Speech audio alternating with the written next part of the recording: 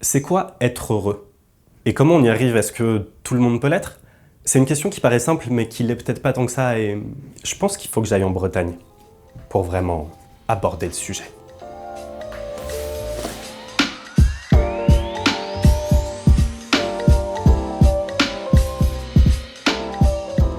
Le bonheur alors? Rien que le fait de donner une définition, c'est déjà compliqué. C'est quelque chose de subjectif, il y a plein de façons d'en parler. Mais on retrouve à chaque fois l'idée d'un état prolongé de satisfaction. Une des premières définitions que vous allez trouver, vous cherchez bonheur sur internet, vous allez voir que le bonheur, c'est un état essentiellement moral atteint par l'homme lorsqu'il a obtenu tout ce qui lui paraissait bon, qu'il a assouvi l'ensemble de ses désirs, accompli totalement ses diverses aspirations, trouvé l'équilibre dans l'épanouissement harmonieux de sa personnalité. Alors quand tu lis ça, tu dis c'est bien, c'est très bien, tant mieux pour cette personne. C'est un peu flippant, malgré tout, mais on va garder l'idée d'un état durable, stable, de bien-être, où je vais bien, simplement. Et en ceci, c'est différent du plaisir ou de la joie, qui sont des sensations qui peuvent être très fortes, mais de courte durée, qui ne restent pas dans le temps. Alors maintenant qu'on a dit ça, quand on pense à l'hédonisme, on imagine ce truc un peu bourrin, où l'important c'est de kiffer, peu importe les moyens. Dans les faits, comme souvent, c'est un peu plus nuancé, mais on a bien l'idée de rechercher les plaisirs, éviter les souffrances comme moyen d'accéder au bonheur. C'est quelque chose, quand on se l'imagine, qu'on lie pas mal aussi à l'idée d'un certain confort dans l'existence. Avoir suffisamment d'argent pour pas avoir de patron, pas de responsabilité, pouvoir partir aussi quand on veut où on veut. Et c'est vrai que sur le papier, il n'y a pas tellement d'inconvénients. Sauf que c'est assez facile en fait de voir les limites de ce truc-là. Sinon, tout simplement, il n'y aurait pas de riches malheureux. En psychologie, il y a un concept qui s'appelle l'adaptation hédonique. C'est l'idée que l'être humain est fait comme ça, on s'habitue très facilement à ce qui nous tombe dessus. Si demain vous gagnez au loto, vous allez vous acheter 8 villas, 3 yachts et un McFlorida, passé un certain temps, ce sera devenu normal d'avoir tous ces trucs-là, enfin vous n'y penserez même plus, ce sera votre quotidien. Et même à notre niveau, si vous vous rappelez la dernière fois où vous avez eu un objet dont vous rêviez depuis des mois, que ce soit un ordi, un téléphone, des baskets, des vêtements, au début t'es là, c'est un truc de fou, t'oses même pas t'en servir, passé un certain temps, tu penses même plus que tu l'as, enfin pareil, c'est devenu un acquis. Et alors je dis pas que votre situation va pas s'améliorer si vous gagnez au loto, mais c'est pas ce truc magique qui va résoudre tous vos problèmes et qui fera de vous quelqu'un d'heureux jusqu'à la fin de votre vie, parce que vous allez vous habituer et d'autres désirs vont se créer, enfin vous voudrez plus, autre chose, et ça aussi c'est humain, c'est inévitable. Tout ça c'est à la fois une bonne et une mauvaise nouvelle en fait. C'est une bonne nouvelle parce que ça veut dire que t'es pas conditionné à cette promotion que tu auras potentiellement jamais, désolé, mais en même temps comme ça les choses étaient simples, s'il suffisait d'être riche pour être heureux, après tu l'étais ou tu l'étais pas, mais c'était l'objectif, le seul truc à atteindre. Là j'ai l'impression que c'est un peu plus compliqué quoi. Dans plusieurs courants de pensée, le bonheur il va être atteint grâce à un état qui s'appelle l'ataraxie.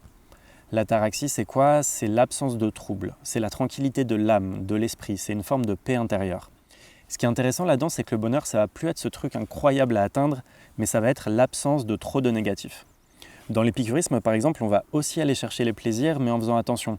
En les sélectionnant, on va bien avoir en tête que certaines choses très cool, boire en soirée par exemple, on va les regretter le lendemain. Donc il y a l'idée derrière d'avoir des plaisirs sains, facilement accessibles, pour n'avoir pas de soucis en fait à les combler. À côté de ça, il y a les stoïques. Après, il faut reconnaître les gars, manquer un peu d'humour. Mais là-dedans, tu as la logique implacable d'accepter ton destin. Être stoïque, c'est ça, c'est rester impassible face à ce qui te tombe dessus. Parce que oui, si au final tu te laisses plus atteindre par rien, plus rien s'oppose à ta tranquillité d'esprit et donc à ton bonheur. C'est une idée qu'on retrouve très souvent d'ailleurs en philosophie, l'idée qu'une fois que tu as accepté, mais vraiment accepté, honnêtement, le fait que tu vas mourir, plus rien peut t'atteindre parce que quelle que soit la galère qui te tombe dessus, au pire des cas, tu meurs et mourir c'est tranquille, c'est bon, t'as gagné, plus rien peut t'arriver.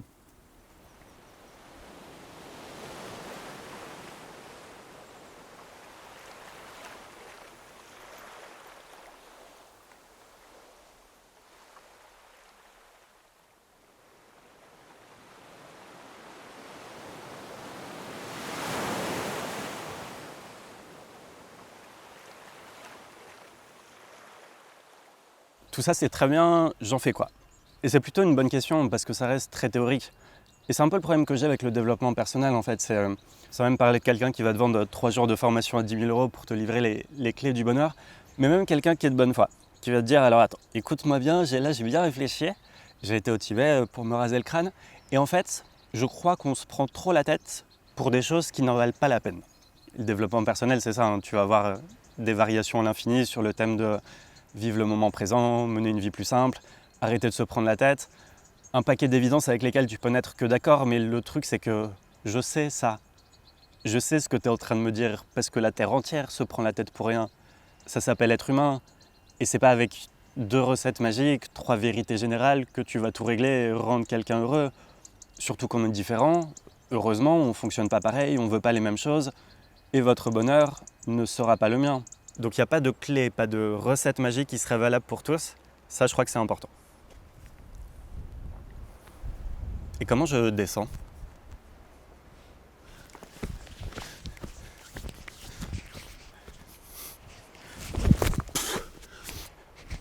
Ça va, ça va. Alors tout ça pour dire quoi ? Une étape assez inévitable, j'ai l'impression, ça va être quand même se connaître. Savoir qui on est, tout simplement, pour savoir ce qu'on aime dans la vie.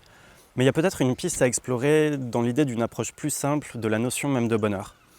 De la même façon que pour dire que tu es en bonne santé, t'as pas besoin d'être un athlète, de pouvoir courir un marathon, il suffit d'aller bien, enfin même pas bien en fait, pas trop mal, de pas trop souffrir d'une façon ou d'une autre. Et le bonheur, comme la santé, ce serait même pas ce truc extrêmement positif, ou en tout cas ça le serait, mais on s'en rendrait même pas compte, ce serait ce truc banal, présent au quotidien, potentiellement accessible dans le fait de s'amuser, en profiter, pas avoir trop de négatifs et être tourné vers les autres aussi, mais parce que ça nous arrange bien que le monde autour aille pas trop mal. Et ça suffirait, et le bonheur dont on parlait au début, ce truc incroyable qui, si te tombe dessus un jour, ça y est, t'as gagné jusqu'à la fin de ta vie, ça n'existe pas. Mais c'est pas grave en fait, parce que les moments cool de la vie quotidienne, eux, ils sont bien présents. Donc finalement, plus que Socrate, plus que Platon, plus que tous les philosophes de la Grèce antique réunis, c'est peut-être encore Christophe Maé le plus proche de la vérité. Peut-être que le bonheur, il est là, et si ça se trouve, en fait, t'es heureux. C'est juste que tu le savais pas.